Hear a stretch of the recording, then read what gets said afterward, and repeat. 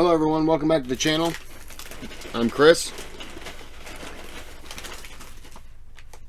Getting some chips ready. Got my guacamole. It's gonna be a good day. Okay. This is the American Civil War Battle of Shiloh, Road to Shiloh Part 1. This is from a different channel called Warhawk. This was recommended to me by,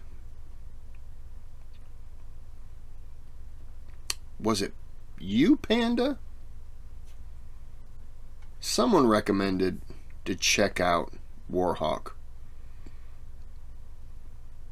I don't remember. Either way, you know, take credit. It's yours now.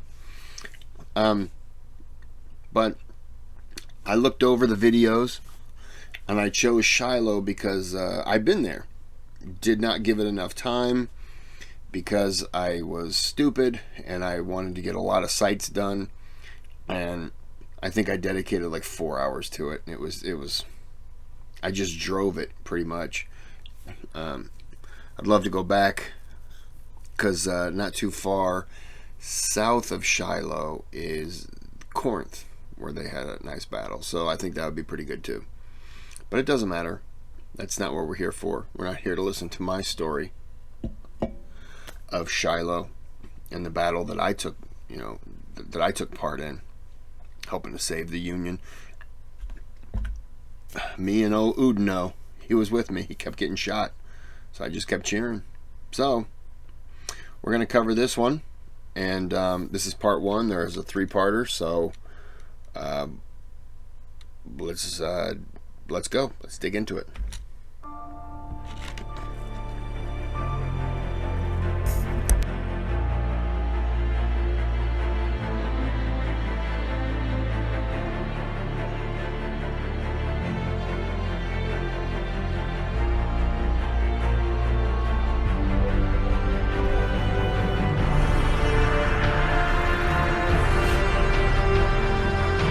On February 22nd, 1862, Confederate President Jefferson Davis was officially inaugurated in Richmond, Virginia, his previous swearing-in having only been provisional.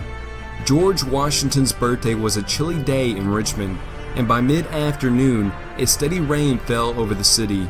The dismal weather provided an appropriate backdrop for the gloom that prevailed in the southern capital. News from General Albert Sidney Johnston's Western Department No. 2, an area stretching from the Appalachians to the Ozarks, proved most disturbing. Rumors of a great military disaster at Fort Donelson, 70 miles northwest of Nashville, Tennessee, added to the gloom. While not mentioning any specifics, President Davis concedes in his inaugural address that the tide for the moment is against us. A series of southern setbacks in the West had begun a month earlier. On January 19, 1862, Major General George B. Crittenden District of East Tennessee had been routed at the Battle of Mill Springs in eastern Kentucky. This defeat exposed Johnston's right flank. East Tennessee, a pro-Union region, was vulnerable to invasion by the way of the Cumberland Gap. During the first week of February, a joint federal Army-Navy expedition, commanded by a relatively obscure yet rising officer, Brigadier General Ulysses S. Grant, and his naval counterpart, Flag Officer Andrew H. Foote, entered northern Tennessee and on February 6, attacked Fort Henry on the Tennessee River. The Confederate fort fell after a 2-hour bombardment. The Tennessee River, a vital transportation artery, now laid open to federal invasion all the way to Florence, Alabama. Hysteria seized many southern citizens as Union gunboats raided upriver into northern Mississippi and Alabama. By February 12th, Fort Donelson, located 12 miles east of Fort Henry on the Cumberland River, had been invested by the Northern Army. After a series of incredible blunders by Confederate generals John B. Floyd and Gideon J. Pellow, the garrison surrendered on the 16th. More than just a defeat for the Confederacy, the fall of Fort Donelson was a catastrophe. About 1/3 of Johnston's forces. Fort Donelson is another one I'd like to go to. I think that'd be pretty cool. There's a lot of things in Tennessee I'd like to go and see. I'd like to go back to those 2 battlefields. I'd like to go back to Chattanooga and go to Lookout Mountain. Andrew Johnson's home. I like Tennessee. This is just my moment to say, Tennessee, I'm thinking of you. East of the Mississippi River, almost 13,000 men had been captured. The vital Confederate heartland of Middle Tennessee and northern Alabama had been pierced. Nashville soon fell, and the Mississippi River stronghold of Columbus, Kentucky had to be abandoned. In southeastern Missouri, the Confederate stronghold on the Mississippi River, Island No. 10, was under siege by Major General John Pope's Federal Army, and it was only a matter of time before this fortification fell to the Yankees and would allow the Federals to establish a foothold on the Mississippi itself. To make matters worse, inbound Confederate reinforcements from Major General Earl Van Dorn's Army of the West, moving to link up with Johnston's army after moving through Arkansas and capturing St. Louis, Missouri, had been decisively defeated by a numerically inferior Union Army by Brigadier General Samuel R. Curtis at the Battle of Pea Ridge in early March. What a name. All across Middle and West Tennessee, General Johnston's I'm referring to Pea Ridge, the Battle of Pea Ridge, not Curtis. forces were reeling south in disorder.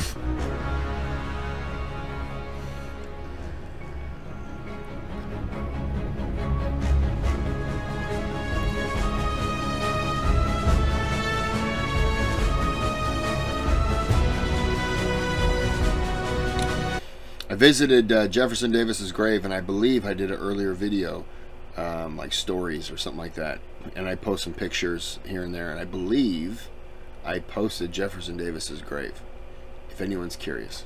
I visited the White House to the south as well. I don't think I can find the picture of that, but that's unrelated. Born and raised in Kentucky. So, what's the secret? How have you guys made it work so long? We have a deep, almost spiritual connection. I'm his plumber. It's like he knew my water heater needed a tune-up before I even asked. Like he's reading my mind. That's not mind reading.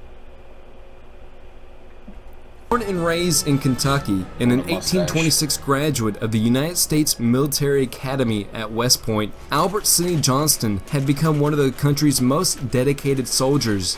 Possessing a commanding presence and a magnetic personality, Johnston demonstrated high moral character and great dignity. A close friend of Confederate President Jefferson Davis, Johnston was considered by Davis to be the finest officer in the Confederate States Army during this early stage of the war. Now gravely concerned about the Tennessee River route of Union invasion into the southern heartland, President Jefferson Davis belatedly attempts to repair the damage dealt to the Western Theater. Under his orders, the Confederate War Department orders 5,000 Southern troops under Brigadier General Daniel Ruggles from New Orleans and a 10,000-man corps from Major General Braxton Bragg's Department of Alabama and West Florida to join Johnston in the north. Besides more troops and equipment, President Davis also sends Johnston another field commander, General P.G.T. Beauregard, the popular hero of the South for his prominent role in both the Battle of Fort Sumter and Battle of Manassas. Unfortunately for Johnston, Beauregard arrives in the Western Theater just as Johnston's Kentucky defensive line is collapsing. Alarmed by the unorganized and weak state of Confederate armed forces in the West, General Johnston's talented new second-in-command is pessimistic about the worsening situation and even considers returning to Virginia. Still critically ill, having had throat surgery before leaving Richmond, Beauregard would be plagued for several months in 1862 by a chronic bronchial infection and high fever, which greatly impairs his military effectiveness. One serious problem was brought about by the fall of Fort Henry. The wide Tennessee River now separated Johnston's immediate field army into two wings. Beauregard is ordered by Johnston to take command of Major General Leonidas Polk's corps stationed in western Kentucky and Tennessee, while Johnston himself retreats southward through Middle Tennessee with Major General William J. Hardee's corps, along with Major General George Crittenden's shattered division from East Tennessee. With federal forces posed to ascend the Tennessee River and carry the war southward into North Alabama and Mississippi, both Johnston and Beauregard see the critical need to concentrate their divided forces and defend the important Memphis and Charleston Railroad. A vital array of commerce, the railroad was the only all-weather east-west road in the South that linked the Mississippi River to the Atlantic seaboard on the East Coast. The location selected by the Confederates to collect and organize their converging force is the strategic railroad junction of Corinth, a small town of about 1,200 inhabitants located in northeast Mississippi.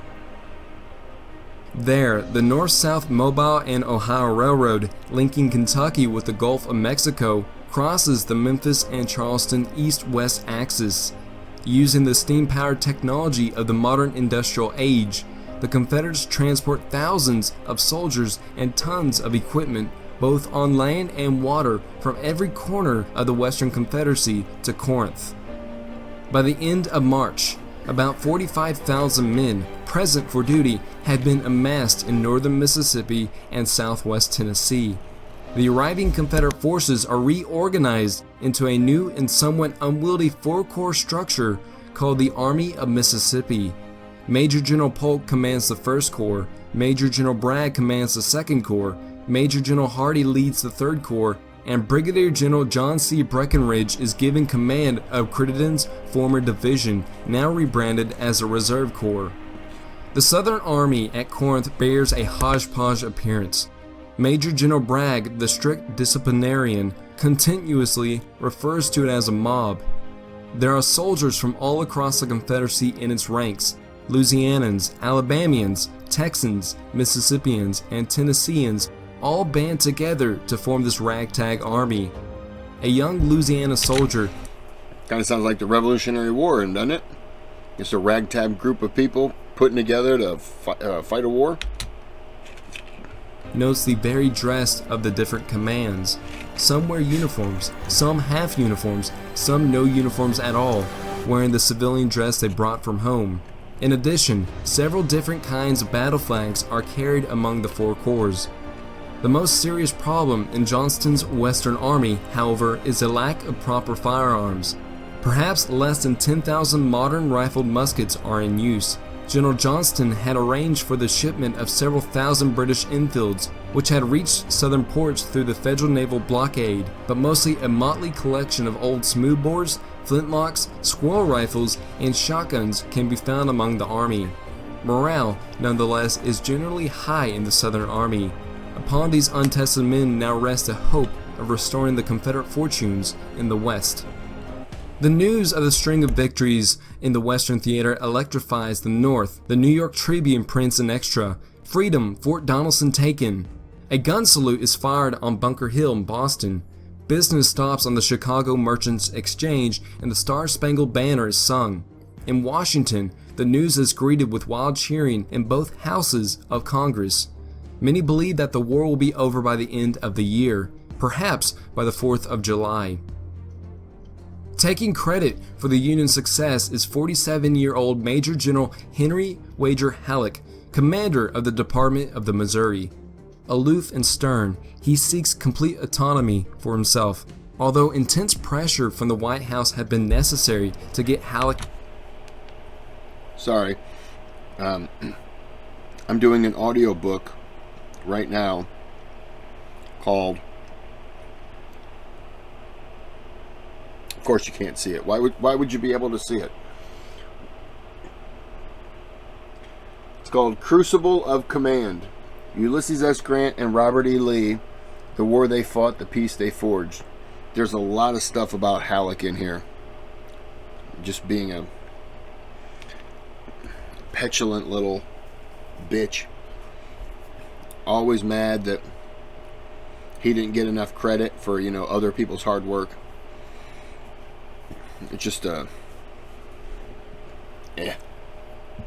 But anyways, if you like audiobooks, go through Chirp.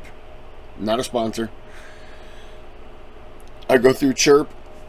I get a bunch of them for free. There's no subscription or anything like that. It's a great setup. I have about 10 books on there, and I think I paid maybe $30 total, and it tells me I saved like $150 for the regular prices. So it's nice. I throw it on when I'm working. I just listen to audiobooks. To move, the St. Louis commander had seen the Cumberland and Tennessee rivers as a true point of penetration in the Middle South. With the twin victories of Forts Henry and Donelson under his belt, he boldly requests a merged Western Department with himself at the head. Halleck's wish is granted on March 11th, when he is appointed to command over the entire Western Theater. Old Brains immediately directs Major General Don Carlos Buell's Army of the Ohio to rendezvous with an expedition under Major General Charles F. Smith at the small river town of Savannah, Tennessee, 110 miles southwest of Nashville. Rather than use the river, Buell decides to march his troops overland, believing that he can move in less time and clean up pockets of resistance as he advances. Buell underestimates his task. The Army of the Ohio, comprised of 5 divisions with 37,000 troops, snakes out of Nashville on the night of March 15th.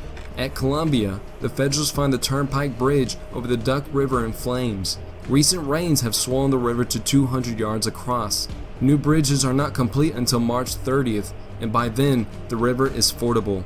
As a result, Major General Buell's march, which on paper could have been made in 9 days, requires 22. Major General Smith's expedition, meanwhile, penetrates deep into enemy territory, reaching Savannah, a town of about 600 mostly loyal Unionist inhabitants who had voted 2-1 against secession. Savannah consists of one small street lined with dilapidated, weather-worn wooden buildings, according to one Federal soldier. From this base, 2 raids are conducted on Confederate communications.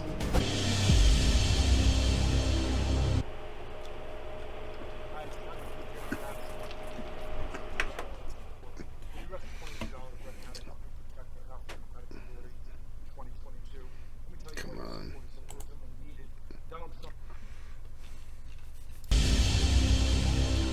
I scarcely the faintest idea of an attack being made upon us, but prepared should such a thing take place.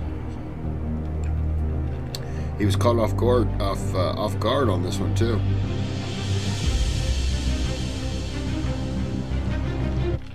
Throughout the month, Major General Ulysses S. Grant's Army of the Tennessee begins to concentrate its 6 divisions around Savannah.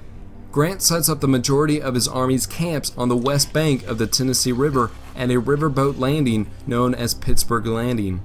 On March 17th, Grant makes his headquarters at a large white brick home of William H. Cherry, sitting atop the Savannah Bluff overlooking the river. Despite its vulnerability, Pittsburgh Landing does offer some advantages. The rolling plateau back from the landing provides ample campground for a large army. 3 major watersheds, Snake Creek to the north, Owl Creek to the west, and Lick Creek to the south, all tributaries of the Tennessee River, are now out of the banks. Backwatered by the rising river, these flooded bottomlands protect the Federal flanks. The terrain, almost a wilderness in places, is composed of steep bank ravines, which can be easily defended. Several farms with small fields and orchards dot the countryside. About 2 miles southwest from the landing, on the Corinth-Pittsburgh Road, sits a 1-room log Methodist church called Shiloh Meeting House. Grant's troop disbursement on the forested plateau is highly questionable. Holding the advance are 2 untested divisions. Major General William Tecumseh Sherman's 5th Division on the right astride the Corinth and Hamburg-Purdy roads, and Brigadier General Benjamin M. Prentice's 6th Division on the left across the eastern Corinth Road. The 3 combat-tested veteran divisions, the 1st Division of Major General John A. McClernand, the 4th Division of Brigadier General Stephen A. Holbrook, and the 2nd Division of Brigadier General William H. L. Wallace, camp in the rear, closer to the landing. The collective Federal force from the Army of the Tennessee numbers just over 48,000 men encamped at Pittsburgh Landing. Lew Wallace's division, erecting camps inland from Crump's Landing along the Purdy Road westward for 5 miles to Adamsville, totals 7,500 effectives. Morale remains high, almost too high. One Federal concludes, "I think the rebellion is getting nearly played out, and I expect we'll be home soon." They all thought that. A steady trickle of rebel deserters come into camp, all telling stories of a demoralized Southern army. The troops' overconfidence is shared at Army headquarters. Grant boasts to his wife, "I want to whip these rebels once more in a big fight." On April 5th, a day before the battle would begin, Grant sends a message to General Halleck stating, "I have scarcely the faintest idea of an attack being made upon us, but will be prepared should such a thing take place."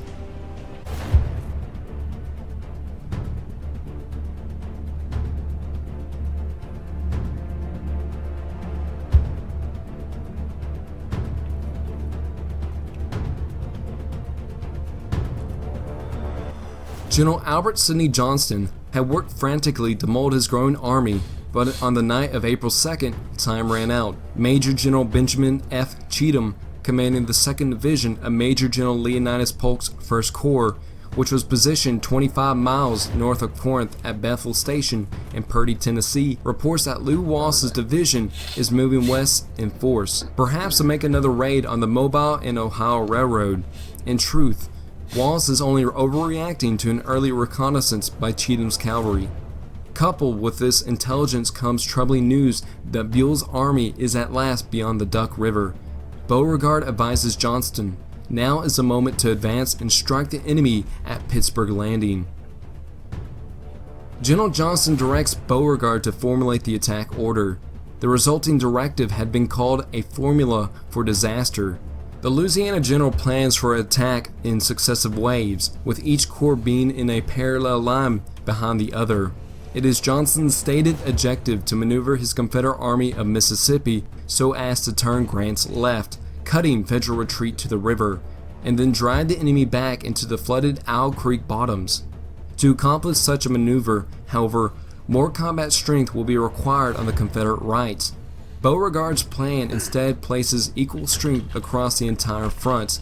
As it is, Johnston approves and accepts Beauregard's complex plan. Beauregard's rigid marching timetable also quickly falls apart. Not all the troops are concentrated at Corinth, and the Confederate plans require a coordinated movement by thousands of men scattered across a 30-mile wide area to converge by various country roads to a selected point of concentration, an important intersection on the Ridge Road 14 miles north of Corinth. That point, known by a nearby local farmhouse called Mitchie's, lay 8 miles southwest of Pittsburgh Landing. The movement of an inexperienced army 20 miles in a single day simply proves impossible.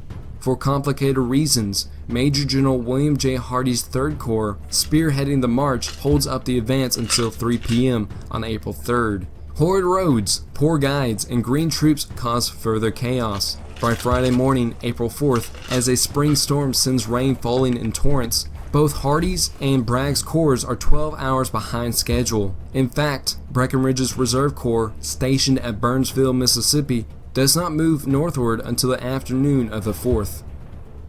A grim General Johnston reschedules the attack for Saturday morning, April 5th, but that night the heavy rain continues to fall.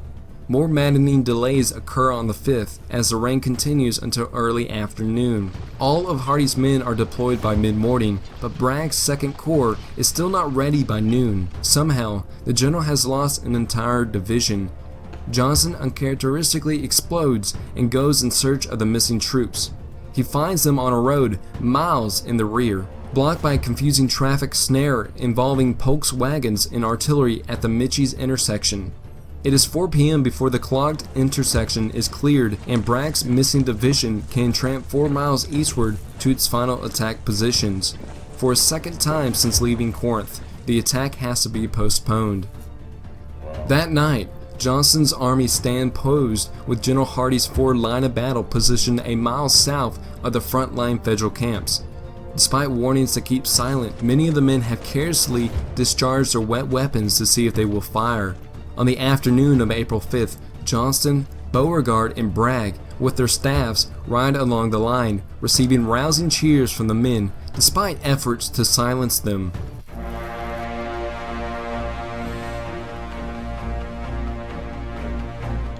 They would fight them if they were.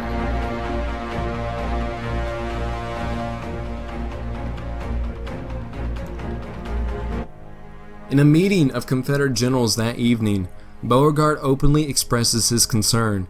The enemy has surely been alerted to their presence, he argues, since several skirmishes have been fought between the Confederate advance and Federal pickets.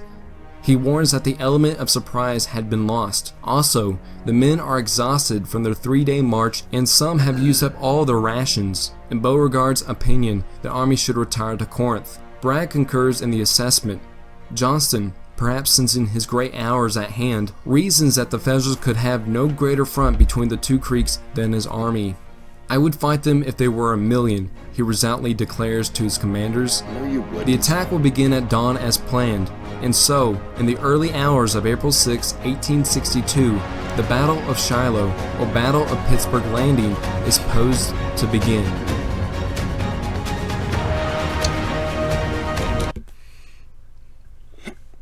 Well, damn, I was ready for the battle to begin. I guess I'm just gonna have to jump into it and start watching it again. Watch part 2. Well, this is good. I'm not sure how much the foreign audience will like it, but yeah, hey, it is what it is. I think you'll like it. It's still war, just may not be, the area that you're used to. But anyways, I'm gonna go and end this here, and I'm just gonna jump right into part 2 because I don't know. It's always interesting. So I'll end this here, and have a good day. Have a good night.